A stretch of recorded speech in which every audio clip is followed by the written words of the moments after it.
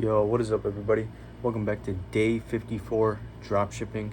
Today was a pretty eventful day. Sorry for the background noise. My AC is on. This whole entire week. It's gonna be pretty much 100 plus outside, so gotta have that AC running. But so yesterday, we pretty much finished the advertorial, launched all the ads, and I do have results for those ads. So overall, it's a new ad account. We spent about $100. I would say the ad account is going to start spending the full daily budgets now. It warmed up really quickly, and there's no restrictions there. Our ad account did get disabled for a couple hours because I had to verify my account, which I already did a few times before. I guess they're doing this new security measure, and I couldn't get the OTP code to my phone to verify the account.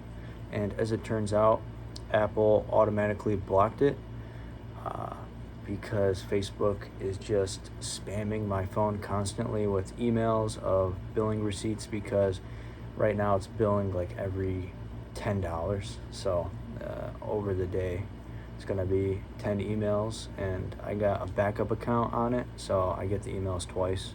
So there's that. But the results, first things first, no sales. But I'm still running it, and I did fix a couple problems that I did see, and I'm gonna break that down. So first, let's start with the actual metrics from the ads. So as you know, or if you're just watching this video randomly, I'm running an advertorial. So the ad format is obviously going to be a static with kind of a headline in the ad, which I have been seeing I've been seeing them, people are scaling with them. I think this is the next step after native image ads. I did test those a little bit, but they didn't perform too well. When you have the bold red text and the different color background with the image cropped underneath, it's definitely way better of a scroll stopper. And the difference from native image ads is there's no long form copy. It's all centered towards click, learn more to get into the actual advertorial funnel. So right off the bat, CPMS $35. And I know we're running ads in the US only, and we are in the supplement niche, so those metrics right off the bat, best we ever had, most clicks we ever had. Cost per click less than $1, averaging 80 cents to $1, right around that area. So CTR 3.5, it's decent. Well, it's actually really good compare against the cost per mile.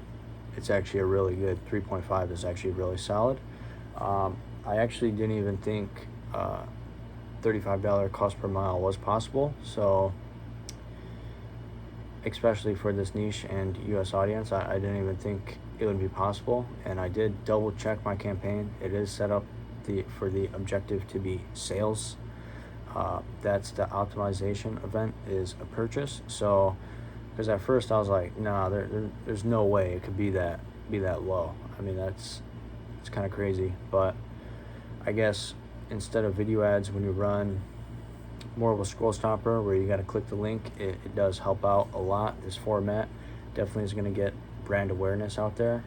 And even on the retargeting aspect, if you wanted to turn around and send people to a product page that have interacted with your business before, I feel like retargeting would perform a lot better, just because of the outreach is going to be so much more cheaper. I mean, $35 cost per miles.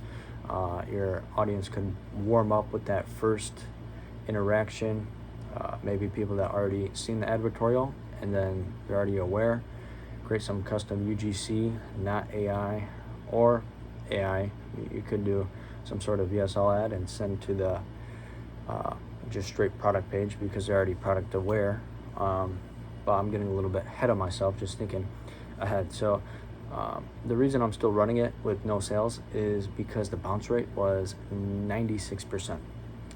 And that's on Shopify side. So we cracked the code with meta ads. If we had a great perfect funnel, I could almost guarantee with 100% confidence we would be profitable right now. But it's not an ad problem, it's not a creative problem. Our metrics are great. It's a funnel problem, which would fall onto the advertorial. So when people click learn more, I would assume they actually want to learn more, or else why would they click it? So the first thing they saw in my headline was a sentence followed by kind of a sales pitch, which would lean into curiosity to keep on reading. But I believe that and the first picture, because when you click the advertorial, obviously you're going to see the headline and the first picture. I actually had to change those, and I ran it through Claude and everything, and he said it would be better to run more of a curiosity, get them really hooked on the story, build beliefs, and then sell at the end instead of pre-warming the sale at the beginning, because people that are genuinely interested, not in that mindset to buy a buy a product, not a problem, they're going to instantly click off. So I'm going to be running it for another day and see if there is some better buying intent. And I did check for all the normal problems, because 96% bounce rate, that's not normal. That is way above average. So there's 3 things I did. So first and foremost, I checked the loading speed, and it was good. I forgot where I did it. It's in the Shopify dashboard. I asked the Shopify AI assistant. It has a name, but I forgot it because that thing actually kind of sucks. I'm not gonna lie. It really does suck if you actually need help with something. And I ran through, looked at the metrics, screenshotted it, sent it to Claude. He said, boom, that's good. Next step. The next step would be fixing the headline and the first photo, and instead of being less salesy, even mentioning a product, just drive curiosity and hook them on the first paragraph, which I didn't change the first paragraph, and I'm actually really happy with the first paragraph because it definitely leaves you wanting more to get to the next paragraph. It's kind of just building a lot more curiosity and confirming existing beliefs that they would already have. So there's that. So the main body didn't change anything, didn't change the offer because nobody even got to there. So change the headline, first photo. I think the bounce rate is going to be way better because we drive a lot more curiosity. And then the third and final step, which I did, was I should have done this a lot sooner, was I got Microsoft Clarity. And I'll explain what that is. So basically, with the bounce rate, there are other analytics to look at, like average session time for all visitors, a heat map of my advertorial page, like how many, like let's say, well, for example, my product is probably 70% towards the bottom, right? So we got 3-4 paragraphs, 4 photos to even see the product. What percentage of people actually see the product? So on standard Shopify alone, you can't see the heat map. You can't see how many people actually get to that certain point where I actually drop the ball and we offer them the product for the problem that we are trying to write this advertorial about. And then the average session time, it would correlate to the bounce rate and seeing if we can test different headlines, because obviously if you have 100 sessions one day and 100 sessions the next day, and the only thing that changed was the main headlines, but you got the average session time to increase. Obviously the longer session time means they actually are reading the advertorial, and then you would go on to the next step, which would be the offer once you solve the bounce rate issue. So that's pretty much that. I kind of messed up there. Like I said, I'm not the best at writing advertorials. We are on day 54, I'm pretty sure. it is a learning process, and we are continuing to get better. It actually does feel really good to have a $35 cost per mile on Meta. It feels strange after just dealing with $100, $150 CPMs and no sales. It seems like, I don't know, I'm kind of working backwards. Instead of more ads, better ads, we have good ads now, but now we're not getting sales. So now we got to work in reverse and fix the actual advertorial funnel, offer, etc. And I still kept the advertorial pretty much the same. Same offer. It's the break-even ROAS is a little bit high on it, so I am trying to brainstorm something else that I could possibly do with it. So right now I got a 30-day and a 90-day. I'm thinking about adding a 160-day, 6-month. And the main thing about that is reoccurring every 6 months. That's not very sustainable at the end of the day, but it would push the AOV. It would probably, even if one or two people out of 10 bought this 6 month, it would bump the AOV like a lot, and my break-even ROAS against AOV would actually probably make it work overall without changing the whole entire offer as is, because base price COGS $14, selling price $30, and then the next offer is the 90-day, which is buy two get one free, and I do make a little bit more money on that, but it's not at the numbers that I would really like to be at. Generally you want to be, rule of thumb, I mean, it depends on niche, but let's say you're selling a reoccurring product, you would want to be at least 5x of COGS. We are 2x. So that's definitely a problem for scalability, of course, but today I'm not going to change it. I want to see if there's actual buying intent, purchases, how many purchases we get. I'm not going to be able to track add to carts versus checkout. There's going to be no drop off there, because the second you do click add to cart, you skip the cart completely and go straight to checkout. But it doesn't say add to cart, but just for the example. And I'm pretty sure that would help, because on an advertorial, I've never once seen a cart drawer. It's pointless. It's a single product. Just skip the cart completely. And we are running free shipping, of course. I'm going to test just like $4.95. Just the AOV bump would be worth it. $5 where you can pick it up anywhere. That would definitely boost the AOV for sure. But that's down the line once we fix the actual funnel, which is at hand now. That's definitely first priority. And if this doesn't work, I would probably, the next step would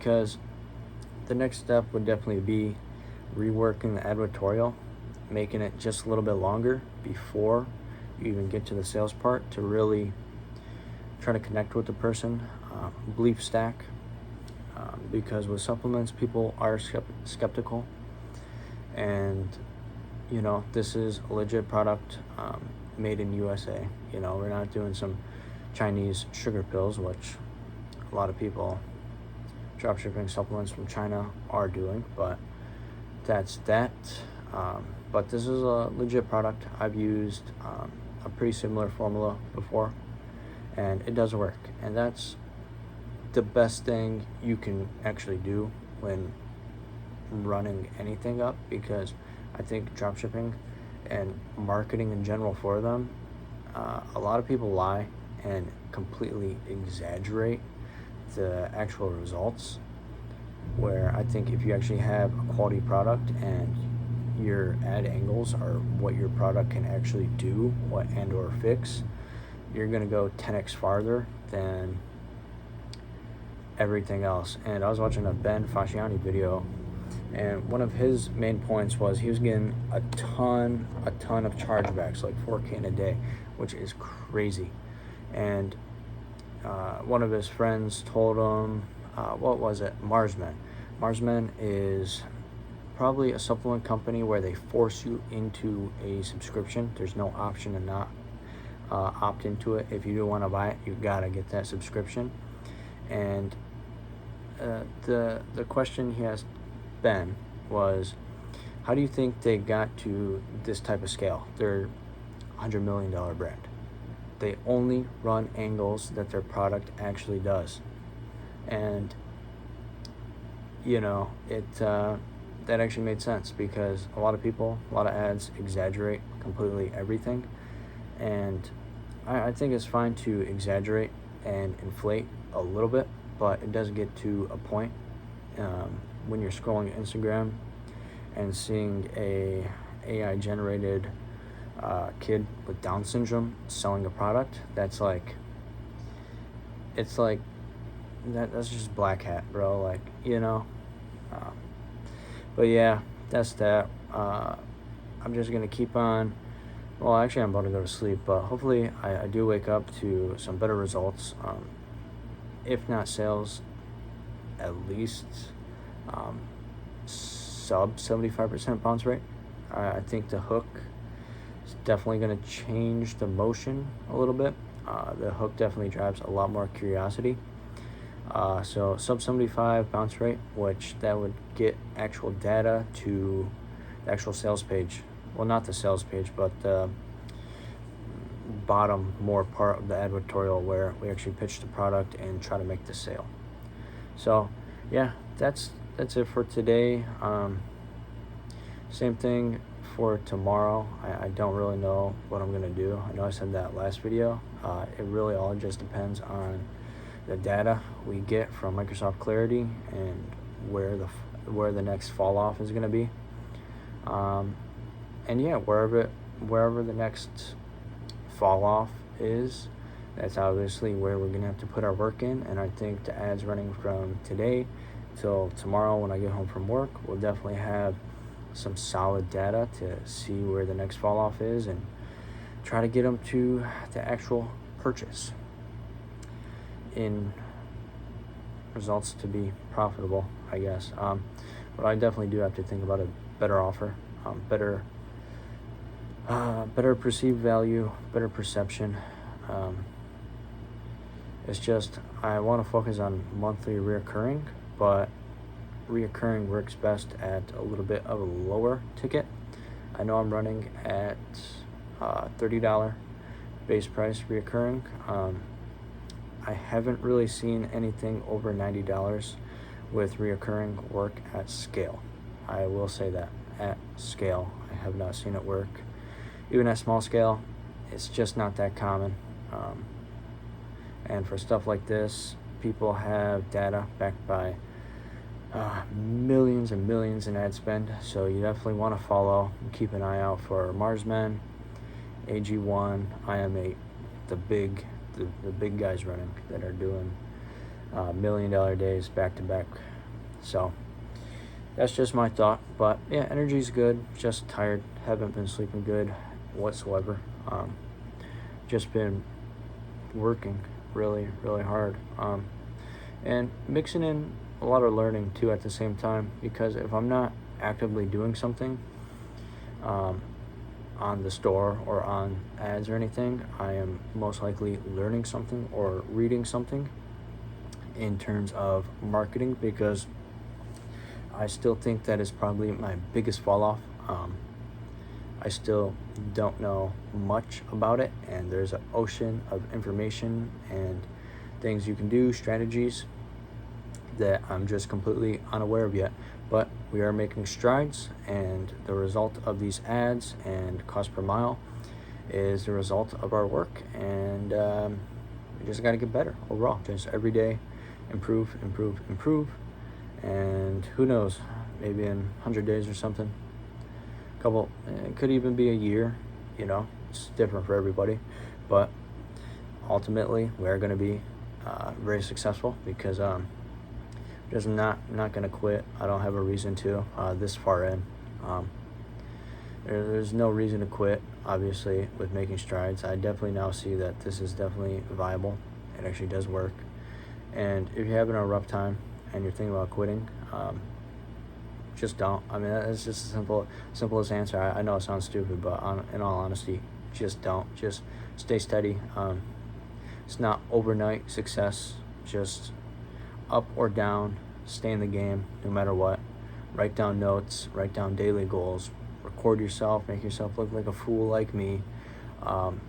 Because if you look back to episode 1, barely could talk, really quiet, and now we're all the way here, day 54, and it's not even a 180. It's more than that. It's completely flipped the script, recoding the matrix. Just everything has changed for the better, and that's the key takeaway. Just everything is better. And yeah, thanks for watching, guys. I'll see you day tomorrow.